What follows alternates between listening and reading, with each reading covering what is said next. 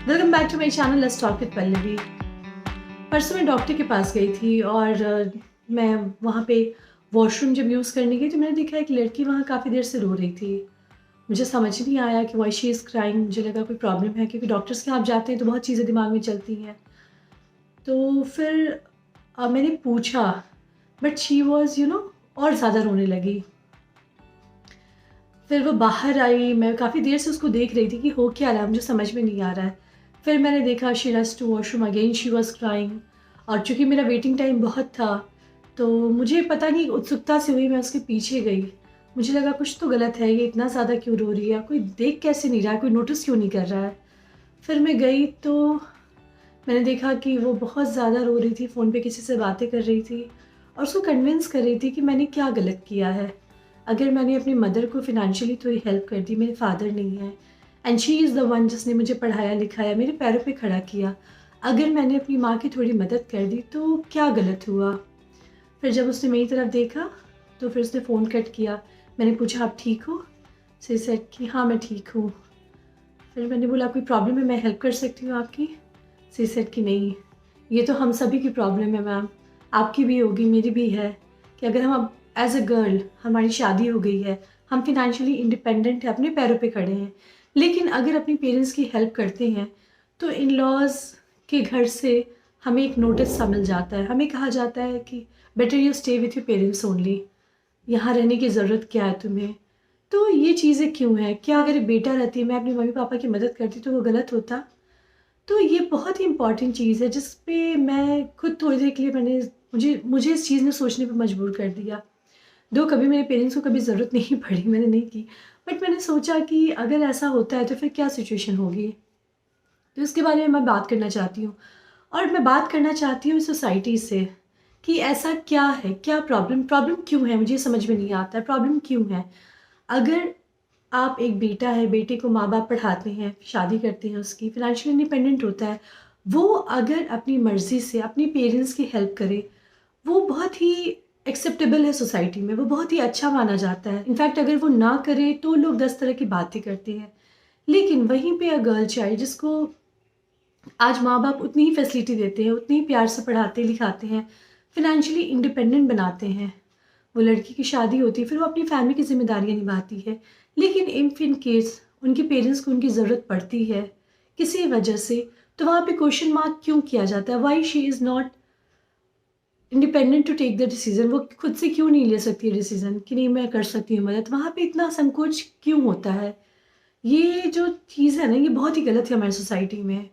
मुझे ये चीज़ सोचने पे मजबूर कर देती है कि भाई ऐसा क्यों है, यहाँ पे आप फ़र्क क्यों करते हैं। और सबसे ज़्यादा प्रॉब्लम होती है ना कि लड़की चाहती है मदद करना, लेकिन उसके हस्बैंड की तरफ से धमकी मिलती है, उसके इन-लॉज़ की तरफ से धमकी मिलती है। तो ये क्या है? अगर आपका बेटा आपकी मदद नहीं करे तो बहुत अच्छा, फिर भी ओके है, लेकिन बेटी मदद करे तो इतना ज़्यादा क्वेश्चन, उसके ससुराल वाले उसे तंग करेंगे, ये नहीं होना चाहिए। और ये हमारी सोसाइटी की हकीकत है, ये बहुत कम ही ऐसे घर हैं जहाँ नहीं होता है, बट इन जनरल ये प्रॉब्लम है। आप अपनी मर्ज़ी से अपने पेरेंट्स के लिए कुछ नहीं कर सकते हैं, अगर आप करते हैं तो फिर वो क्वेश्चन मार्क होता है। आपके दिमाग में ये बिठाया गया है कि this is wrong, you can not do it without the permission. तो परमिशन ही क्यों चाहिए भाई? आई एम नॉट आस्किंग, मैं किसी से मांग तो नहीं रही हूँ, मैं इंडिपेंडेंट हूँ, मैं खुद से कर रही हूँ, तो इसमें प्रॉब्लम क्या है और क्यों नहीं करेंगी। मैं आज जो भी महिलाएं मुझे सुन रही है, मैं उन सबसे ये बोलूँगी कि बिल्कुल हेजिटेट मत कीजिए, कोई आपको रोक नहीं सकता है। आपके पेरेंट्स आपकी जिम्मेदारी हैं, उतनी ही जिम्मेदारी है जितनी आपके भाई की जिम्मेदारी है। आपके इन लॉज वो भी आपके लिए उतनी ही इक्वल है, उतनी ही रिस्पॉन्सिबल हैं और उतनी ही प्रिय हैं जितनी कि आपके मम्मी पापा। तो ज़रूरत पड़े तो सबकी मदद कीजिए, इतना ज़्यादा संकोच करने की ज़रूरत नहीं है। और सोसाइटी हमारी बोलेगी, आप नहीं करेंगे फिर भी बोलेगी, अगर आप करेंगे तब तो और ही बोलेगी। इसीलिए सोसाइटी की मत सोचिए, आपको डिसाइड करना है कि किसको आपकी ज़्यादा ज़रूरत है, जिसे आपकी ज़्यादा ज़रूरत हो उनके लिए खड़े रहिए।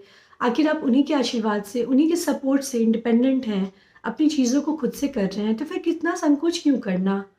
और हम इतना पूछेंगे क्यों। और उन हस्बैंड से भी मैं बोलूँगी कि आप कौन होते हैं रोकने वाले, आपको तो बढ़ चढ़ के सपोर्ट करना चाहिए। उल्टा आप अपनी वाइफ को धमकी देंगे, ये बिल्कुल गलत है।